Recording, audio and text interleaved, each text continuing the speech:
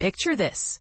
You're a respected commentator traveling across a foreign nation to share your insights on stage, only to have your trip abruptly ended by immigration authorities who detain you, yank your visa, and send you packing. That's the shocking reality that befell British journalist Sami Hamdi, right in the heart of his US speaking tour. But here's where it gets controversial. Was this a necessary security measure, or an overreach stifling free speech? Let's dive into the details and unpack what really happened. According to a statement from a Homeland Security official, U.S. immigration enforcers have Hamdi under custody. The DHS spokesperson, Tricia McLaughlin, shared on the social media platform X that the Trump administration is cracking down on individuals deemed to endorse terrorism or jeopardize national security. In her words, under President Trump, those who support terrorism and undermine American national security will not be allowed to work or visit this country. This bold stance has sparked debates about where the line between security and censorship should be drawn. Hamdi had just wrapped up an appearance at a gala hosted by the Council on American Islamic Relations, CAIR, in Sacramento, California on Saturday. For those unfamiliar, CAIR is a prominent U.S.-based advocacy group focused on promoting civil rights for Muslim Americans and fostering understanding between communities. He was set to participate in another CAIR event in Florida on Sunday. However, as the organization detailed in a press release, he was apprehended at San Francisco International Airport. Conservative voices had been vocal in pushing the Trump administration to remove Hamdi from the country, reflecting a broader tension in public discourse. As a frequent analyst on UK television networks, Hamdi brings a global perspective to his commentary. And this is the part most people miss. CAIR isn't taking this lying down. They demanded Hamdi's immediate release and accused the administration of targeting him solely because of his outspoken critiques of the Israeli government's actions.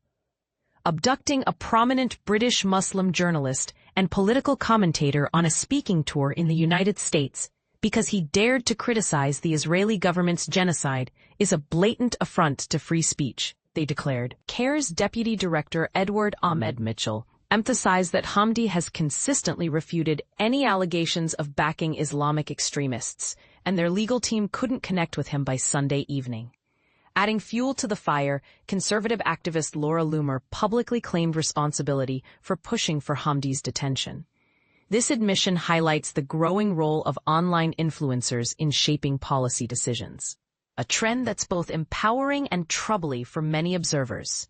This incident fits into a wider pattern under the Trump administration since January, a comprehensive clampdown on immigration policies. They've ramped up scrutiny of social media profiles, revoked visas for those accused of celebrating the killing of conservative figure Charlie Kirk, and deported student visa holders and green card recipients who expressed solidarity with Palestinians or condemned Israel's strategies in the Gaza conflict.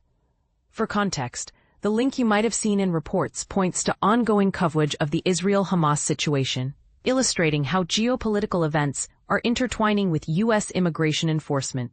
To grasp the backdrop, Israel's military campaign in Gaza began as retaliation against a brutal October 7, 2023, assault by Hamas, a Palestinian Islamist group, on Israeli towns, which claimed numerous lives. In response, Israel's operations have resulted in the deaths of tens of thousands of Palestinians and widespread destruction across the region. Israel maintains that their efforts are precisely targeted at Hamas while striving to minimize civilian casualties. Yet, a recent United Nations inquiry suggested that Israel's actions in Gaza amount to genocide, a charge Israel firmly rejects. This assessment opens up a heated debate. Is this an unavoidable conflict, or does it cross into human rights violations? It's a point that divides opinions sharply. So, what do you think? Is detaining a commentator for his views a legitimate way to protect national security, or does it risk chilling open dialogue? Do you agree with CAIR's framing, or see it as one side of a complex story? Share your thoughts in the comments. We'd love to hear where you stand on this divisive issue.